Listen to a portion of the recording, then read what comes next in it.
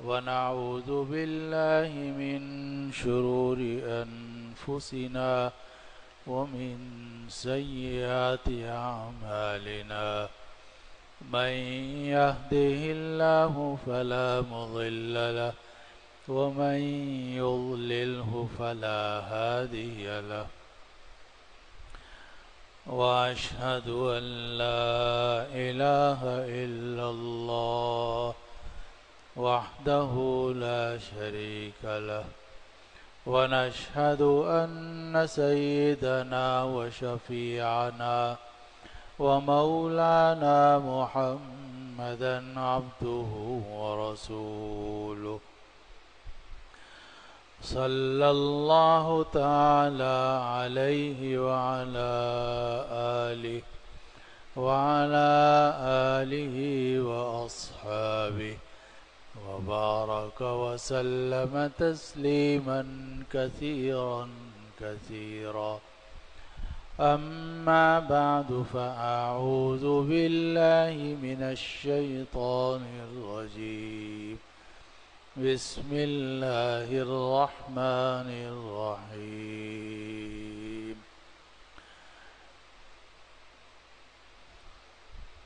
وقولوا للناس حسنا.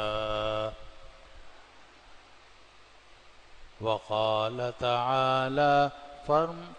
فارزقوهم منه وقولوا لهم قولا معروفا. وقال تبارك وتعالى اذهبا إلى فرعون إنه طغى فقولا له قولا لينا لعله يتذكر أو يخشى. وقال تبارك وتعالى وعباد الرحمن الذين يمشون على الأرض هونا وإذا خاطبهم الجاهلون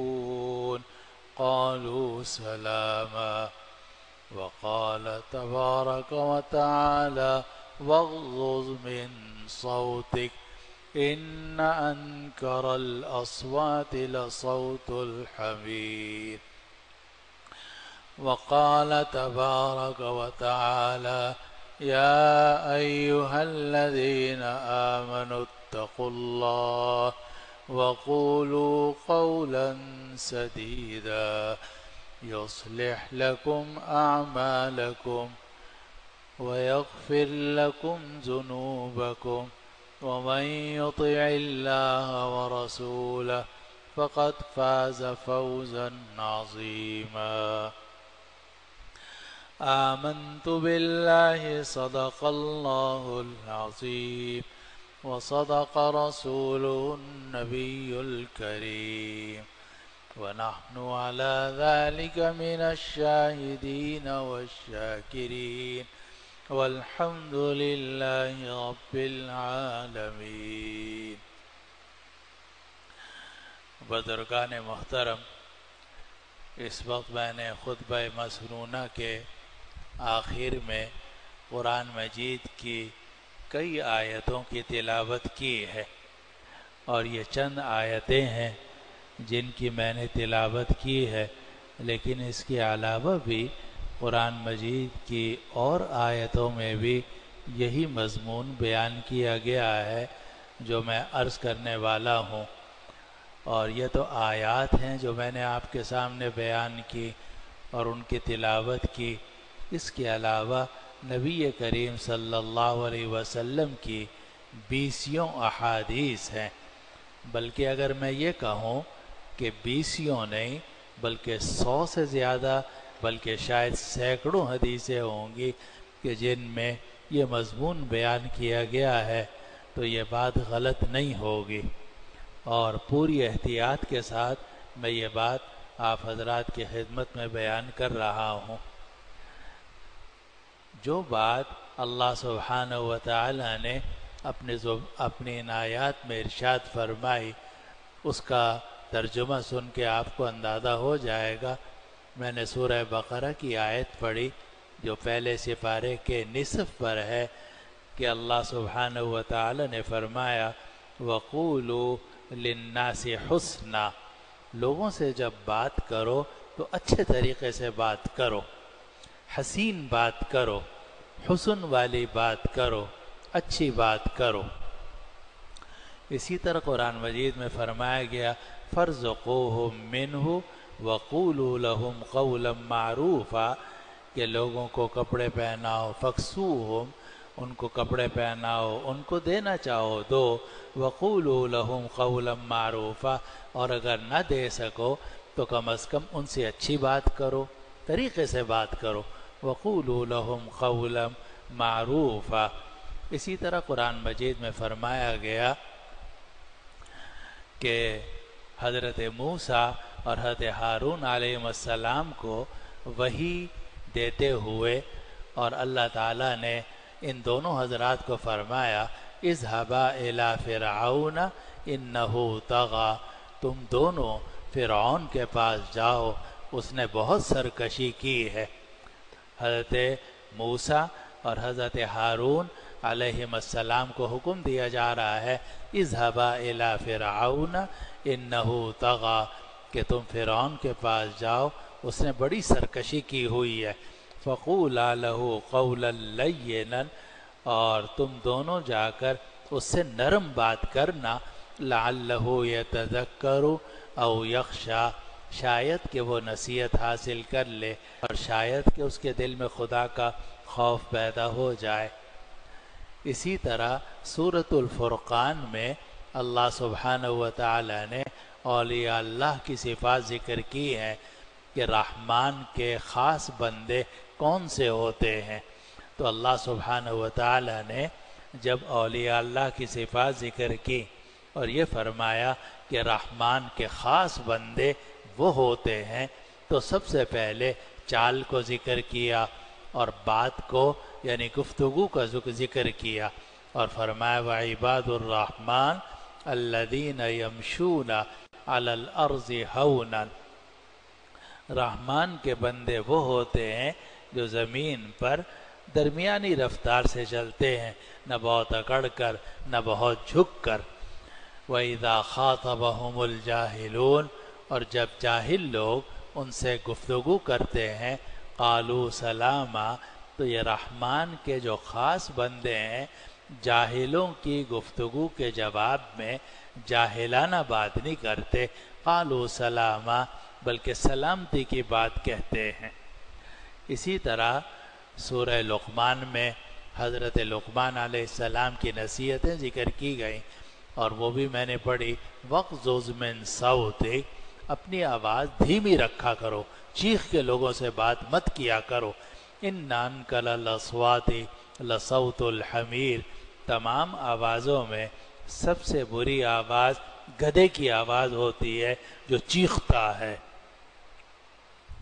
اسی طرح اللہ سبحانہ و تعالی کی آیت ہے یا ایہا الذین آمنوا اتقوا اللہ، اے ایمان والو اللہ سے ڈرو، وقولوا لہ قول، اتقوا اللہ وقولوا قولا سدیدا، اور جب بات کرو تو سیدھی بات کیا کرو، گھما کر اور غلط طریقے سے بات مت کیا کرو۔ جب اللہ سے ڈرو اور سیدھی بات کیا کرو، اور سیدھی بات ایسی کرو جو یصلح لکم اعمالکم، جو تمہارے اعمال کو درست کر دے، ویغفر لکم ذنوبکم، اور جس کے نتیجے میں اللہ تمہارے گناہوں کو معاف کر دے۔ ومن یطیع اللہ ورسولہ فقد فاز فوزا عظیما، اور جو اللہ کی اطاعت کرتا ہے اور رسول کی اطاعت کرتا ہے اس نے زبردست کامیابی حاصل کی ہے۔ یہ تو چند آیات ہیں جنہیں میں نے آپ کے سامنے تلاوت کیا، اور احادیث بھی بہت ساری ہیں، اور ان سب سے یہ بات معلوم ہوتی ہے کہ مسلمان کا اولین فریضہ یہ ہے کہ وہ اپنے ہاتھ اور اپنی زبان کو اپنے قابو میں رکھے۔ اور اسی لیے آپ نے حضرت صدر صاحب دامت برکاتہم کی بہت تقریریں سنی ہوں گی، اور ایک زمانہ تھا کہ حضرت بار بار یہ حدیث نقل کرتے تھے المسلم من سلم المسلمون من لسانہ و یدہ، مسلمان تو وہ ہوتا ہے جس کے ہاتھ اور زبان سے دوسرے مسلمان محفوظ رہیں۔ اگر وہ مسلمان ہے مگر اس کی زبان قابو میں نہیں ہے یا اس کے ہاتھ قابو میں نہیں ہے تو پھر وہ مسلمان نام کا مسلمان ہے، کام کا مسلمان نہیں ہے۔ اصل مسلمان تو وہ ہوتا ہے کہ جس کی زبان اور جس کے ہاتھ سے دوسرے مسلمان محفوظ رہیں۔ اور یہ جو میں آیات اس وقت میں آپ کے سامنے تلاوت کر رہا ہوں، اس کی وجہ یہ ہے کہ یہ بد اخلاقی، بدتمیزی اور فحش کلمات، گالم گلوچ، یہ چیزیں ہمارے معاشرے میں بہت تیزی سے پھیلتی جا رہی ہیں۔ ہم نے اپنے بچپن کا بھی زمانہ دیکھا، آپ میں سے جو سینئر سٹیزن ہوں گے اور انہوں نے بھی اچھی عمر والے ہیں تو انہوں نے بھی وہ زمانہ دیکھا ہے کہ لوگ شرافت سے بات کرتے تھے، اخلاق سے بات کرتے تھے، تہذیب سے بات کرتے تھے، اور اگر کوئی بات کرنی بھی ہوتی تھی یعنی ایسی بات جس میں تنقید ہو تو وہ تنقید بھی بڑی شائستہ ہوتی تھی اور اس میں دوسرے کا احترام ملحوظ رکھا جاتا تھا۔ نبی کریم صلی اللہ علیہ وسلم کا ارشاد مشہور، من لم یرحم صغیرنا ولم یوقر کبیرنا، جس نے ہمارے چھوٹوں پر رحم نہیں کھایا اور جس نے ہمارے بڑوں کی عزت نہیں کی، فلیس منا، وہ ہم میں سے نہیں ہے۔ چنانچہ ایک عرصے تک الحمدللہ ہمارے ہاں فضا یہی تھی کہ چھوٹا اگر بڑے سے بات کرتا تھا تہذیب اور شائستگی سے بات کرتا تھا، حتیٰ کہ بڑا بھی اگر چھوٹے کو کوئی نصیحت کرتا تھا تو وہ تہذیب اور شائستگی کے دائرے میں ہوتی تھی، گالم گلوچ نہیں ہوا کرتی تھی، نہ گالیاں دی جاتی تھی، نہ گالم گلوچ ہوتی تھی، نہ سخت کلمات کہے جاتے تھے۔ ہاں تنقید ہوتی تھی، نصیحت ہوتی تھی، تو اس میں اس کی اجازت ہے۔ آپ اپنے بچے کو اگر تنقید کرنا چاہیں بچے پر یا اس کو نصیحت کرنا چاہیں، آپ کو حق حاصل ہے۔ استاد اگر شاگرد پر تنقید کرتا ہے یا نصیحت کرتا ہے تو اس کو اس کا حق حاصل ہے، لیکن آپ گالیاں دینا شروع کر دیں اپنے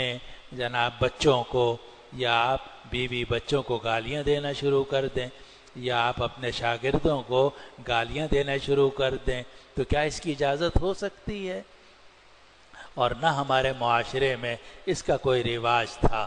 لیکن اب یہ کچھ عرصے سے بدتمیزی، بد تہذیبی کی فضا ایسی پھیلتی جا رہی ہے کہ اللہ پناہ میں رکھے،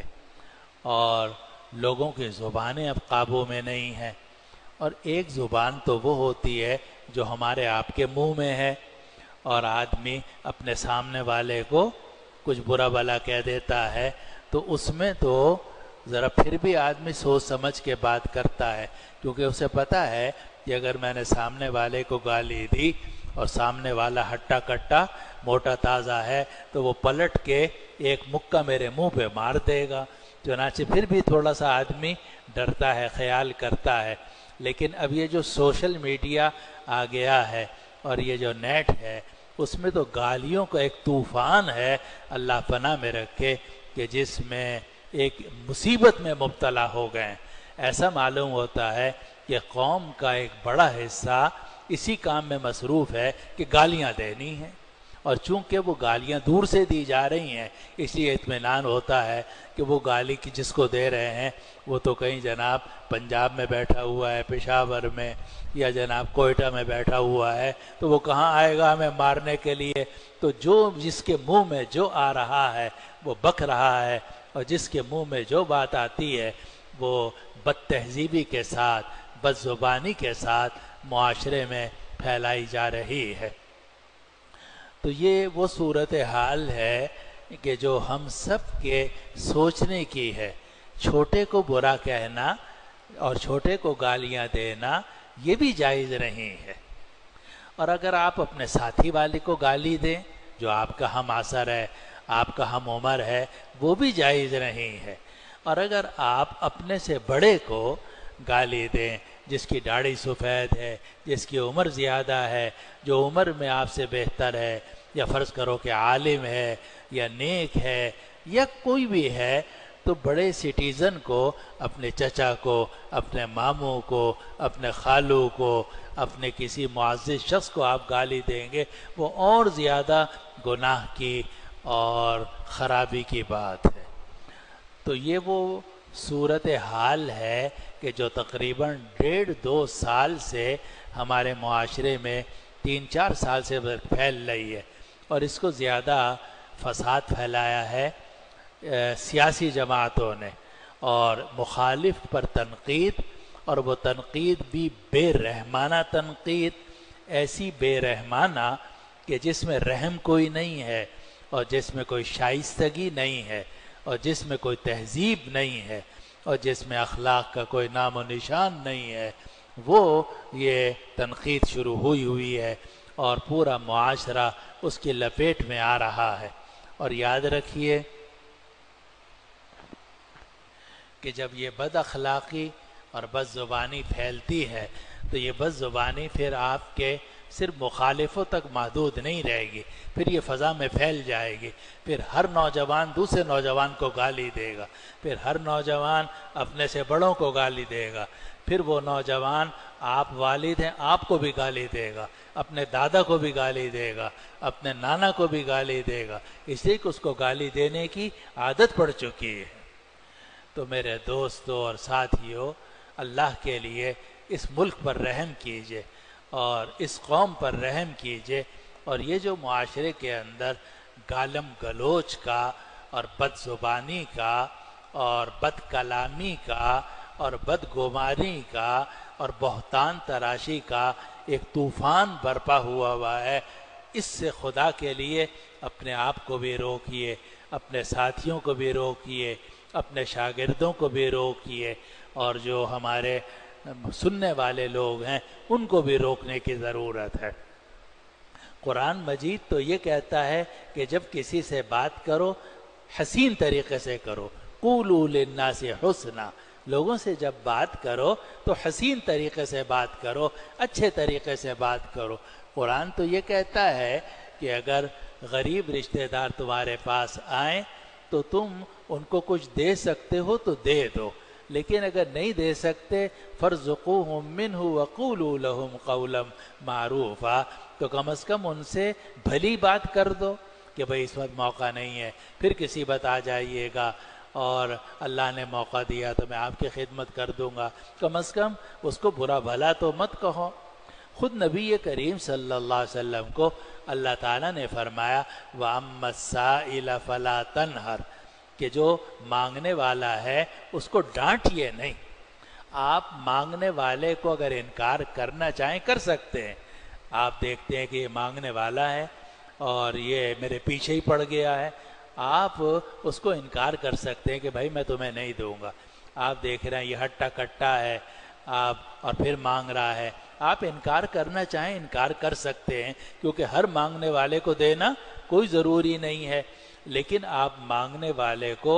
ڈانٹنا شروع کر دیں، گالیاں دینا شروع کر دیں، اس کی کیسے اجازت ہے؟ قرآن مجید نے فرمایا وَأَمَّا السَّائِلَ فَلَا تَنْهَرْ، اور مانگنے والے کو آپ جھڑکیے نہیں، ڈانٹیے نہیں، اور جھڑکنے اور ڈانٹنے سے منع کیا ہے، اور یہ جو گالی دینا ہے یہ تو بہت آگے کی بات ہے۔